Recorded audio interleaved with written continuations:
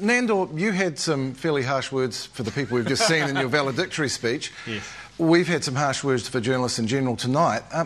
How do we get this turned around? I mean, you and Greg have probably talked more in the last 5 minutes than you have in the last 5 years. What do we do? Reframe this as a science story rather than a crime story? Look, I think it's enormously difficult, and one of the problems is the nature of news media itself, because you get a massive report comes out that's taken years to put together. You've got to have a soundbite in 5 minutes to respond to it. There's no time to actually do an analysis, and by the time you've done the analysis, oh, that's old news, we don't want to report that anymore. So actually getting a really informed discussion about these kind of reports is incredibly difficult. And then the researchers tend to be misquoted. I've spoken to many researchers who said, that's actually not what my report says.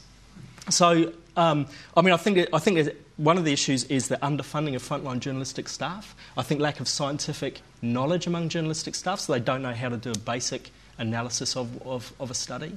And a proper time frame so you can actually have a discussion around it. Greg, you guys have been butting heads with the press quite a bit lately. What would you like to see the media do over this? Is there something they could do better? Oh, I'd just be better informed. But I mean, we all know what well, you guys have got to stop giving them bum tips. We all know what slow Sunday afternoons are like, and well, I would like to think that we're well informed. That actually, when I do, I would. No one will challenge me on the facts we use. We have a research, we have a policy unit at the Police Association to make sure that when we do speak, we are well informed.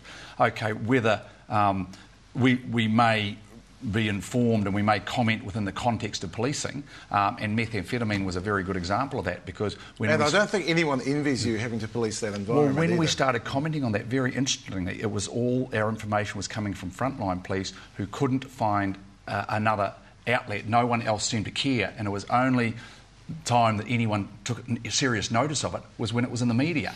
Now, I suppose you would say we've told you so, it wasn't a problem until it got in the media, but it was a huge problem, but it wasn't in the media. Do you think it's a problem that everything goes up to 10? Because the media did its nut in the 1990s about ecstasy and kind of had nowhere else to go when methamphetamine turned up. Do you think that's a problem? Well, there may be an element of it, but I mean, I sit here and I suppose surrounded by well informed and thinking people that I've been sitting here thinking the whole methamphetamine problem, have we been overstating it? And I don't believe for a minute we have, not from a frontline policing point of view, because they are seeing the results of it. The problem arrived before the story. I really believe that, and I suppose that's what the show is about. Did the story come first, or did the problem come first? Right. I believe sincerely the problem came first. Ross, last word. Well, and this is why the media need to not just only talk to the police about this, and it's more important this year that the media mature around drug stories.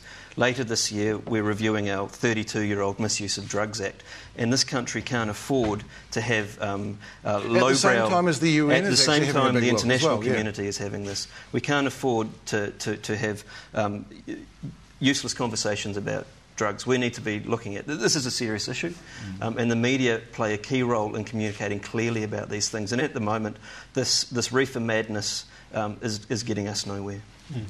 Well, I hope we can have that conversation. I think we've gone some way to it here tonight. Thank you, gentlemen.